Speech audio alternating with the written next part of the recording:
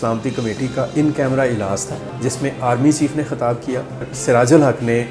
ملاقاتیں کی عمران خان کے ساتھ اور وزیر اعظم شہباز شریف کے ساتھ۔ سپریم کورٹ جو سی ہے وہ زور دے کر یہ بات کہہ رہی ہے کہ پنجاب اور خیبر پختونخوا میں جو الیکشن ہے، جو تاریخ کا اعلان کیا ہے 14 مئی کا، اس پر کرا دیا جائے۔ شرح سود جو سی ہے وہ 21% تک چلی گئی، ملک کی تاریخ کی بلند ترین شرح سود ہو گئی۔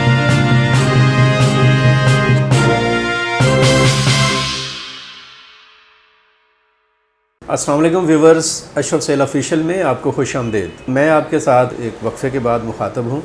اور اس دوران جیسا آپ نے دیکھا کہ ہماری سوشل میڈیا ٹیم کے ایک ہونہار رکن عبدالمقدم کامران نے ایک نوجوان کا انٹرویو کیا اور اس سے پوچھا کہ اس نے کس طرح سے ایک محنت کو عظمت بنانے کا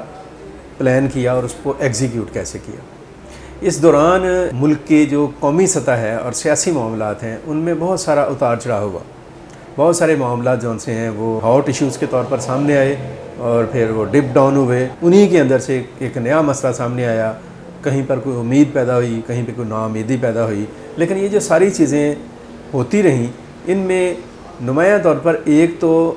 قومی اسمبلی کا اس کی سلامتی کمیٹی کا ان کیمرہ اجلاس تھا جس میں آرمی چیف نے خطاب کیا، ہم اس کو تھوڑا سا ڈسکس کریں گے۔ اس کے ساتھ ساتھ سپریم کورٹ کی طرف سے الیکشن کرانے کے حوالے سے جو فیصلہ آیا اس پر ڈیولپمنٹ ہوئی، اور پارلیمنٹ نے، قومی اسمبلی نے، وفاقی کابینہ نے 21 ارب روپے جو ان سے تھے ان کی فراہمی سے انکار کیا، اور اس پر سپریم کورٹ نے کیا ایکشن لیا، دوسری ہم اس پر بھی بات کریں گے۔ اس کے ساتھ ساتھ ہم یہ بات بھی کریں گے کہ آرمی چیف کی اس تقریر کے بعد سیٹرڈے کو، ہفتے والے دن، کور کمانڈرز کی بڑی اہم کانفرنس ہوئی، اس میں کیا باتیں ڈسکس ہوئیں، ان میں کیا ڈیبیٹ ہوئی اور کیا گفتگو ہوئی، اور لاسٹ بٹ ناٹ لیسٹ ایک بڑی ڈیولپمنٹ ہوئی ملک کی سیاسی صورتحال میں۔ اس پیش رفت کی بنیاد جو ہے وہ رکھی ہوئی تھی جماعت اسلامی پاکستان نے، اور جماعت اسلامی پاکستان نے اپنی جو غیر جانبدار حیثیت ہے سیاسی منظرنامے پر، اس کا فائدہ اٹھایا for the sake of country and state, اور اس نے جماعت اسلامی کی قیادت نے، سینیٹر سراج الحق نے ملاقاتیں کی عمران خان کے ساتھ اور وزیر اعظم شہباز شریف کے ساتھ۔ ان ملاقاتوں میں کیا ڈیولپمنٹ ہوئی ہم اس پر بات کریں گے، اور اوورآل ایک ویو ہم دیں گے کہ ان چیزوں کا ہم کدھر جا رہے ہیں، کیا صورتحال ہے۔ اور آخری بات جو ہم کریں گے وہ ہے IMF، پاکستان کی معیشت اور عام آدمی۔ میں یہ بات کر رہا تھا کہ پارلیمنٹ کے ان کیمرہ اجلاس میں آرمی چیف نے خطاب کیا، اس خطاب کا جو کرکس ہے وہ کرکس یہی ہے، اس کا نچوڑ یہ ہے کہ آرمی چیف نے ایک آئینی بات کی، ایک جائز بات کی، اور اپنے عہدے اور اپنی آئینی حیثیت کو سامنے رکھتے ہوئے آرمی چیف نے بڑی کلیئرٹی کے ساتھ یہ بات کہی کہ پاکستان کا آئین بھی یہ بات کہتا ہے اور اصول بھی یہ بات کہتا ہے کہ پاکستان میں جو طاقت کا سرچشمہ ہے، قوت اور اختیار کو استعمال کرنے کا جو حق ہے وہ پاکستان کے عوام کو حاصل ہے، اور پاکستان کے عوام جو ہے جن لوگوں کو اپنا منتخب نمائندہ بنائیں گے، جن کا انتخاب کریں گے، وہ اس حق کو استعمال کریں گے۔ آرمی چیف نے ایک طرح سے پارلیمنٹ میں کھڑے ہوتے ہوئے یہ اعلان کیا، اپنی رائے کا اظہار کیا کہ دراصل پاکستان میں جو پارلیمان ہے، مقننہ ہے، قانون ساز اور آئین ساز ادارہ جو سا ہے، اس کو ایک باقی اداروں میں، باقی جمہوری اداروں میں ایک فوقیت حاصل ہے، اور میں یہ سمجھتا ہوں کہ اس فوقیت کو تسلیم بھی کیا جانا چاہیے۔ اور تسلیم کرنے سے آگے بڑھ کر جو سوال ہے وہ یہ ہے کہ جو پارلیمان کے ذمہ داران ہیں، جو ارکان پارلیمان ہیں، جو سینٹ کے ذمہ داران ہیں، جو قومی اسمبلی کے ذمہ داران ہیں، جو وزراء ہیں، جو وزیر اعظم ہیں، اور جو چیئرمین سینٹ ہیں، جو اسپیکر قومی اسمبلی ہیں، اور یہ جو ذمہ داران ہیں، جو سٹیک ہولڈرز جو سے ہیں، ان کا یہ فرض بنتا ہے، ان کی یہ ذمہ داری بنتی ہے کہ وہ عوام کی نمائندگی کو دیانتداری سے، شفافیت سے اور ذمہ داری کے ساتھ کیسے ادا کر سکتے ہیں، کیونکہ ہم یہ سمجھتے ہیں پارلیمنٹ کے ساتھ جو منسلک لوگ ہیں، پارلیمان سے وابستہ جو قوتیں ہیں اور جو لوگ ہیں، جو ذمہ داران ہیں، آج تک پاکستان کی 75 سال کی تاریخ میں ان لوگوں نے اپنا کردار ذمہ داری سے ادا نہیں کیا، بلکہ ان کے کردار سے اسی ادارے کو یعنی پارلیمنٹ کو ایک سے زیادہ مرتبہ نقصان پہنچا، اس کی رسپیکٹ کو نقصان پہنچا، اس کی افادیت کو نقصان پہنچا، اور اس کی کلی اور یقینی اور حتمی حیثیت ہے اس کو نقصان پہنچا۔ اس پر ہمیں غور کرنے کی ضرورت ہے۔ اور ایک اور سوال جو ہے جو ہم آگے کسی بلاگ میں بات اس پر کریں گے کہ جب کوئی بھی سیاسی پارٹی اور ایون آرمی چیف جب یہ بات کہتے ہیں کہ عام آدمی اور پاکستان کے عوام جون سے ہیں وہ طاقت کا سرچشمہ ہیں، تو اس طاقت کے سرچشمے کو کیا ہم نے باور کرایا اور احساس دلایا اور اس کے ذہن میں وہ شعور پیدا کیا کہ اس کے پاس جو طاقت ہے، اس طاقت کے سرچشمے نے یعنی عوام نے اس طاقت کا استعمال کیسے کرنا ہے؟ یہ بہت بڑی اور اہم بات ہے، اس پر ہم بات کریں گے آگے چل کے۔ دوسری بات جو میں نے کی وہ یہ ہے کہ پاکستان میں اور نیشنل لیول کے اوپر جو اداروں کے درمیان ایک کشمکش ہے اس نے عجیب و غریب شکل اختیار کر لی ہے۔ سپریم کورٹ جون سی ہے وہ یہ کہہ رہی ہے کہ آئین کے مطابق الیکشن کرائیں 90 دنوں کے اندر۔ سپریم کورٹ جون سی ہے وہ زور دے کر یہ بات کہہ رہی ہے کہ پنجاب اور خیبر پختونخوا میں اور خاص طور پر پنجاب میں جو الیکشن ہے، جو تاریخ کا اعلان کیا ہے 14 مئی کا، اس پر کرا دیا جائے، اور اس الیکشن کے لیے انہوں نے حکومت کو ڈائریکٹو دیا کہ 21 ارب روپے جاری کریں۔ وزیر اعظم نے اس ڈائریکٹو کو آگے وفاقی کابینہ میں بھیج دیا، وفاقی کابینہ نے اس کو پارلیمنٹ میں قومی اسمبلی میں بھیج دیا، اور قومی اسمبلی نے مسترد کر دیا اس کو کہ ہم نہیں دے سکتے ہیں۔ اس مسترد کرنے کے بعد جب 11 تاریخ کو الیکشن کمیشن نے سپریم کورٹ کو بتایا کہ ہمیں پیسے نہیں ملے، تو سپریم کورٹ نے ایک نیکسٹ لیول پر جا کر جو قائم مقام گورنر ہیں اسٹیٹ بینک کے، ان کو آرڈر جاری کیا کہ آپ 21 ارب روپے جاری کریں۔ اب اس بیچارہ جو اسٹیٹ بینک ہے وہ ایک فکس میں آ گیا، اس نے پھر وہ سمری جون سی ہے وزیر اعظم کو بھیجی ہے، وزیر اعظم نے اس کو وفاقی کابینہ میں بھیجا، وفاقی کابینہ نے پھر اس کو قومی اسمبلی میں بھیج دیا۔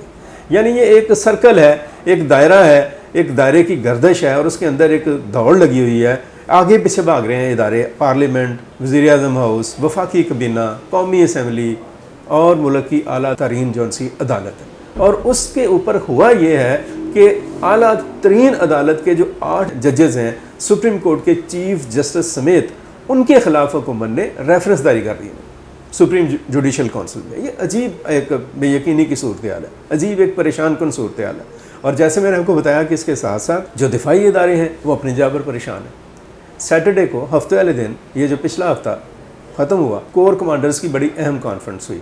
اس میں ملک کی داخلی صورتحال، داخلی امن، خاص طور پر سرحدی صورتحال، مغربی سرحدوں کے اوپر جو خطرات ہیں ان کے اوپر، ملک کی سلامتی کے اوپر، خطے کے حالات، بین الاقوامی حالات، تصویراتی حالات، ان کے اوپر ڈیٹیل کے ساتھ ڈسکشن ہوئی۔ اور بہت اچھا ایک اور پیغام دیا افواج پاکستان کی قیادت نے کہ قومی سلامتی کے لیے، داخلی امن کے لیے اور دہشت گردی کے خاتمے کے لیے ایک ایسا لاہ عمل طے کیا جانا ضروری ہے جس کے اوپر عوام پاکستان اور حکومت پاکستان کا کلی اتفاق ہو، اور اس لاہ عمل کو فالو کرتے ہوئے ملک کے سیکیورٹی ادارے جون سے ہیں وہ دہشت گردوں کو، امن دشمنوں کو، شر پسندوں کو کیفر کردار تک پہنچانے کی کوشش کریں گے۔ یہ کچھ ڈیولپمنٹس ہیں جو جاری ہیں، جو ہو رہی ہیں۔ انہی ڈیولپمنٹس کے ساتھ ہم دیکھ رہے ہیں کہ ملک کی جو اکانومی ہے اس کی کچھ سمجھ نہیں آ رہی کہ وہ کس طرف جا رہی ہے۔ یعنی ہر قسم کی بات مان لی گئی حکومت پاکستان کی طرف سے، اور ایک عجیب چوہے اور بلی والا کھیل جون سا ہے وہ شروع ہوا ہے آئی ایم ایف اور پاکستان کے ساتھ، کہ آئی ایم ایف کے جو اعلیٰ ترین حکام ہیں وہ ایک طرف یہ کہہ دیتے ہیں کہ ہاں جی پاکستان ڈیفالٹ نہیں کرے گا، سری لنکا نہیں بنے گا، پاکستان کو جو فنڈز ہیں وہ جاری کر دیے جائیں گے، اور اگلے ہی دن یہ کہہ دیتے ہیں کہ نہیں ہم ابھی مطمئن نہیں ہوئے، ہماری شرائط ابھی پوری نہیں ہوئی ہیں۔ یعنی انٹرنلی پاکستان نے وہ تمام کڑوے فیصلے کر لیے، حکومت پاکستان نے وہ تمام تکلیف دہ فیصلے کر لیے جن کے آفٹر آل ان کو بھی نقصان آتے ہیں۔ پیٹرول مہنگا ہو گیا، گیس مہنگی ہو گئی، بجلی مہنگی ہو گئی، مہنگائی جو تھی وہ تباہ کن حد تک چلی گئی، شرح سود جون سی ہے وہ 21% تک چلی گئی، ملک کی تاریخ کی بلند ترین شرح سود ہو گئی، روپے کو ڈالر کے مقابلے میں کھلا چھوڑ دیا مارکیٹ کے اندر، اور ڈالر نے مار مار کر روپے کا کچمبر نکال دیا۔ ابھی بھی آج بھی ڈالر جو ہے وہ روپے کے مقابلے میں تگڑا ہوا ہے۔ آئی ایم ایف کی شرائط کو مانتے مانتے جان نکل گئی ہے، لیکن ان کے نخرے ہیں کہ وہ رکنے کا نام نہیں لے رہے۔ ابھی تک آئی ایم ایف کی طرف سے کوئی فیصلہ کن اعلان نہیں ہوا کہ وہ پاکستان کے ساتھ جو 9واں جائزہ ہے اس کے مکمل ہونے کے بعد پاکستان کو 9ویں قسط جو کوئی 1 ارب اور کچھ کروڑ ڈالرز کی ہے وہ جاری کر رہا ہے یا نہیں کر رہا۔ سعودی عرب نے بھی ایگری کر دیا، متحدہ عرب امارات نے بھی کہہ دیا کہ ہم 1 ارب ڈالر دے دیں گے، چین بھی سپورٹ کر رہا ہے، لیکن آئی ایم ایف ہے اس کے اوپر ابھی تک یہ تمام کوششیں جون سی ان کا کوئی اثر ہوتا ہوا دکھائی نہیں دیتا۔ یہ بھی ایک مشکل صورتحال ہے، اور میں بتاتا چلوں آپ کو کہ اس تمام مشکل صورتحال، اس تمام جو کمپلیکس سچویشن ہے، اس کا حل بالآخر ملک کی سیاسی قیادت نے ہی نکالنا ہے، اور سیاسی قیادت جب تک اپنے سطحی، محدود اور وقتی مفادات کے گھن چکر سے، مفادات کے گورکھ دھندے سے باہر نہیں آئے گی، اور ملک کے اور قوم کے، معاشرے کے، عام آدمی کے مفاد میں مل بیٹھ کر کوئی روڈ میپ طے نہیں کرے گی، کوئی بھی ملک کی جو صورتحال ہے یا کوئی بھی ملک کی کل جونسی ہے وہ سیدھی نہیں ہونے والی۔ معیشت ہو، معاشرت ہو، سلامتی ہو، دفاع ہو، داخلی امن ہو، دہشت گردی ہو، عام آدمی کو مہنگائی سے نجات دلانے کا معاملہ ہو، غربت کا خاتمہ ہو، ایون لا اینڈ آرڈر کی صورتحال اور قانون کی بالادستی کا سوال ہو، ان میں سے کوئی بھی چیلنج جو ہے اس کا مقابلہ نہیں ہو سکتا جب تک کہ ملک کے سیاسی دانشور اپنے مفادات کو چھوڑ کر ملک اور قوم کے مفاد کو مقدم رکھتے ہوئے کوئی مشاورت کا اور مشاورت کی بنیاد پر کوئی متفقہ جامع لاہ عمل تیار نہیں کریں گے۔ اس کے لیے بہرحال ایک اچھی ڈیولپمنٹ یہ ہے کہ جماعت اسلامی پاکستان اور اس کی قیادت کافی عرصے سے، کافی ہفتوں سے، کچھ مہینوں سے متحرک تھی۔ جماعت اسلامی نے بہت سمجھداری کے ساتھ اور بڑی دانش مندی کے ساتھ جب سے یہ کشتی جاری ہے سیاستدانوں کے درمیان اور ایک دوسرے کے خلاف محاذ رہی کا، کشیدگی کا سلسلہ جاری ہے، اس میں سے جماعت اسلامی کی قیادت نے اپنے آپ کو نہ صرف الگ رکھا ہے بلکہ اپنی غیر جانبدار حیثیت کو ایک مثبت اور تعمیری انداز میں باقی پارٹیز کے ساتھ انگیج کرنے کے لیے بھی استعمال کیا ہے، اور یہی جو یوزیج ہے جماعت اسلامی نے جو کیا ہے اس کے نتیجے میں حالات میں کچھ ٹرن آنا شروع ہوا۔ ٹرن تو اگرچہ اس لیے آنا بھی شروع ہو گیا کہ ان سیاسی جماعتوں کو پتہ چل گیا ہے جو کہہ رہے تھے کہ ہم نے ماننا ہی نہیں ہے، ہم نے بات ہی نہیں کرنی ہے، انہیں بھی اب سمجھ آ گئی ہے کہ بات کرنے کے علاوہ تو کوئی چارہ کار ہے ہی نہیں۔ اس کے لیے امیر جماعت اسلامی سینیٹر سراج الحق نے ہفتے والے دن ایکس پرائم منسٹر اور تحریک انصاف کے چیئرمین عمران خان سے ملاقات کی، اور انہوں نے پرائم منسٹر شہباز شریف کے ساتھ ملاقات کی۔ ہم سمجھتے ہیں کہ وہ کہتے رہتے ہیں کہ میں صلح کے لیے تیار ہوں، مذاکرات کے لیے تیار ہوں، مفاہمت کے لیے تیار ہوں، لیکن عمران خان کی جو ایک ان کے اندر ایک خود ساختہ اور ایک سیلف سینٹرڈ جو ایک اکڑ ہے وہ ان کو شاید کسی طرح بھی بیٹھنے کی طرف نہیں جانے دے رہی، لیکن اس ملاقات میں بہرحال انہوں نے ایک پازیٹیو جیسچر دیا، and I think it is a great gesture, اور یہ ایک بڑا جسے کہہ لیں کہ ایکسپریشن ہے تحریک انصاف کی طرف سے۔ انہوں نے کہا کہ ہم مذاکرات کے لیے تیار ہیں۔ چلیں بہرحال خان صاحب تو ابھی بھی نہیں مان رہے ہیں کہ میں نہیں جاؤں گا کسی بھی جگہ کے اوپر مذاکرات کے لیے، چلیں وہ نہ جائیں، ان کے بندے ہی چلے جائیں، ان کی ٹیم ہی چلے جائے، اور انہوں نے 3 رکنی ٹیم بنائی بھی ہے جو جماعت اسلامی کے ساتھ انگیج ہوگی مختلف معاملات کو سیٹل ڈاؤن کرنے کے لیے۔ اس ٹیم میں اعجاز چودھری صاحب ہیں، محمود الحسن صاحب ہیں، اور اس ٹیم میں کے پی سے اور ایکس جو ڈیفنس منسٹر ہیں پرویز خٹک وہ شامل ہیں۔ یہ 3 لوگ جو ان سے ہیں وہ جماعت اسلامی کے ساتھ نیگوشیٹ کریں گے کہ باقی پولیٹیکل پارٹیز کے ساتھ ہم نے کیسے انگیج ہونا ہے۔ اور ایک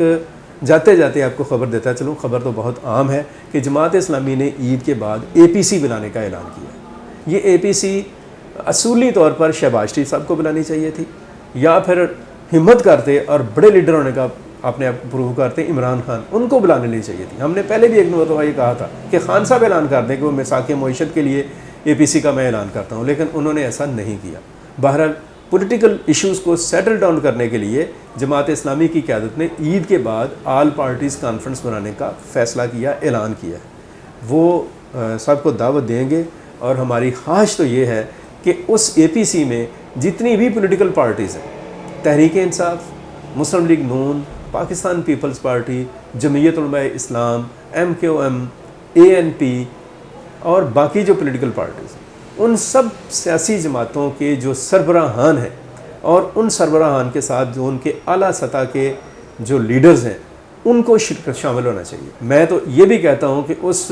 اے پی سی میں جب یہ سارے بیٹھ جائیں نا لیڈرز، تو باہر سے دروازے بند کر دیے اور ان کو ڈنڈے کے زور پر یہ بات کہی جائے کہ آپ کوئی لاہ عمل طے کر کے باہر نکلیں ورنہ آپ کو باہر نکلنے نہیں دیا جائے گا۔ ملک ایک بدترین حالات کا شکار ہے، ایک بند گلی میں جا رہا ہے، ایک ڈیڈ لاک کی صورتحال ہے، اور آپ لوگ اپنی دکانداریوں سے، سیاسی مفادات کے لچ تلنے سے اب باز نہیں آ رہے۔ It is very bad test, یہ اچھی چیز نہیں ہے۔ پولیٹیکل لیول کے اوپر اور پولیٹیکل ایلیٹ کے اندر، سیاسی دانش کے اندر اگر یہ تحریک پیدا ہوئی ہے